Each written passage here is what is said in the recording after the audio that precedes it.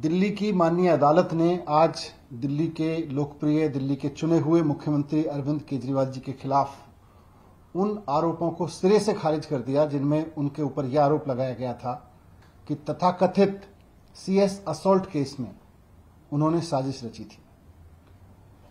आज माननीय अदालत ने कह दिया कि ये सारे आरोप झूठे थे,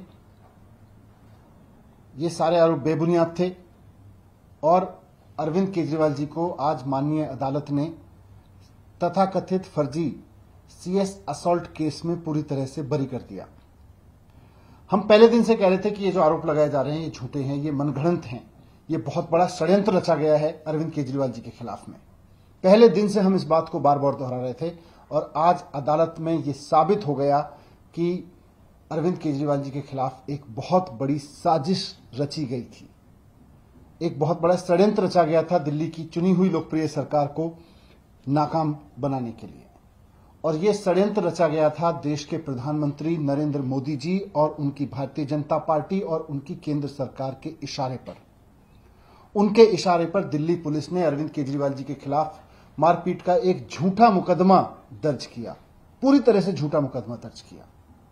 और उसके बाद में उनके घर पे छापे मारे गए, उनके दफ्तर पे छापे मारे गए। ये मुकदमा कितना झूठा था, आज माननीय अदालत ने इसको साबित कर दिया। ये मुकदमा इतना झूठा था कि इस मामले में आज अदालत ने अरविंद केजरीवाल जी के खिलाफ आरोप तय करने से भी मना कर दिया।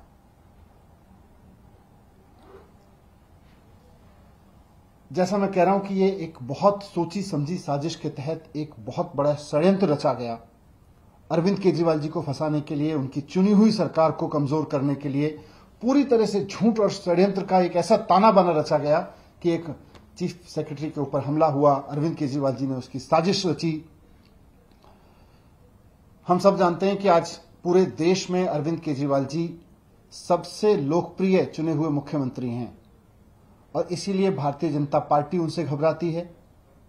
इसीलिए भारतीय जनता पार्टी की इस घबराहट की वजह से ही प्रधानमंत्री नरेंद्र मोदी जी और उनकी केंद्र सरकार ने अरविंद केजरीवाल जी के खिलाफ ये षड्यंत्र रचवाया, उनके खिलाफ फर्जी FIR करवाई मारपीट के मामले में, उनके खिलाफ फर्जी FIR करवाई षड्यंत्र रचने के मामले में। और पूरा का जो पूरा सिस्टम है केंद्र सरकार का, उसको इस्तेमाल किया गया, दिल्ली पुलिस का इस्तेमाल किया गया, केंद्र सरकार का पूरा सिस्टम अरविंद केजरीवाल जी के खिलाफ और उनकी चुनी हुई सरकार के खिलाफ लगा। हम जानते हैं कि और हम सब ने देखा कि कैसे अरविंद केजरीवाल जी के घर पे छापे मारे गए थे, उनके दफ्तर पे छापे मारे गए थे, उनके बेडरूम में पुलिस घुसाई थी। आजाद हिंदुस्तान का शायद ये पहला वाकया होगा कि किसी चुने हुए मुख्यमंत्री के साथ इस तरह से आतंकवादी जैसा व्यवहार किया गया।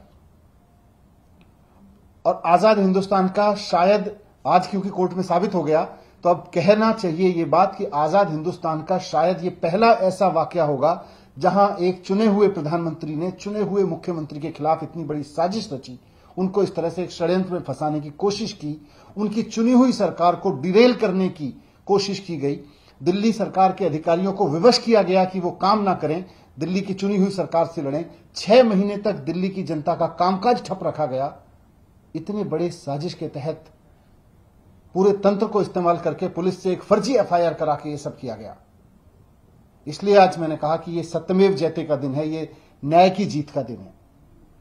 आज सच विश्वास और बढ़ गया है। आज जिस तरह से न्यायपालिका ने कहा कि ये सारे आरोप झूठे थे, इस फैसले के बाद अब प्रधानमंत्री नरेंद्र मोदी जी को, उनकी भारतीय जनता पार्टी को, मुख्यमंत्री अरविंद केजरीवाल जी से और उनको चुनने वाली दिल्ली की जनता से आज माफी मांगनी चाहिए। उनको यह सोचना चाहिए नरेंद्र मोदी जी को, प्रधानमंत्री जी को, कि क्यों वो 24 घंटे विपक्षी पार्टियों की जासूसी कराने में लगे रहते हैं, उनके खिलाफ मुकदमे कराने में लगे रहते हैं, उनकी सरकारों को गिराने में लगे रहते हैं। आपको दिल्ली की देश की जनता ने मैंडेट दिया है, आप देश के लिए काम करके दिखाइए ना। आप अपनी सरकार चलाइए, जो विपक्ष की चुनी हुई सरकारें उनको चलने दीजिए। जनता ने दोनों को चुना है।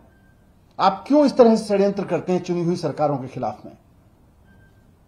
और आपके क्योंकि आप उसमें बिजी रहते हैं, आप षड्यंत्रों में बिजी रहते हैं, आप विपक्ष की जासूसी कराने में बिजी रहते हैं, आप पूरे के पूरे तंत्र को, विपक्ष की सरकारों को गिराने में, उनके खिलाफ झूठे मुकदमे में फंसाए जाने में लगाए रखते हैं। और उसकी वजह से आज तंत्र इतना बुरी तरह से फेल हो गया कि कोरोना में आपने देखा कि देश का कितना बुरा हाल हो गया। मैं अंत में न्यायपालिका के प्रति पूरा सम्मान प्रकट करते हुए, आभार प्रकट करते हुए और उन तमाम वकीलों का आभार प्रकट करते हुए जिन्होंने इस मामले के सभी तथ्यों को और सच को अदालत के सामने रखा, मैं प्रधानमंत्री जी को भी कहना चाहता हूं कि देश के प्रधानमंत्री को इस तरह के षड्यंत्र रचवाना, इस तरह चुनी हुई सरकारों को कमजोर करना, चुनी हुई सरकारों के खिलाफ षड्यंत्र रचना शोभा नहीं देता। आप देश की समस्याओं पर काम कीजिए। चुनी हुई सरकारें चाहे विपक्ष की भी हों आपके साथ खड़ी होंगी, लेकिन आप विपक्ष की चुनी हुई सरकारों को अगर कमजोर करने का षड्यंत्र करेंगे तो इससे देश कमजोर होता है। मुझे उम्मीद है कि आप इस बात पे ध्यान देंगे और अपनी सरकार को भी उस काम में लगाएंगे जिसके लिए आपकी सरकार को चुना गया है, देश की बाकी सरकारों को भी उस काम को करने देंगे जिसके लिए लोगों ने उनको चुना है।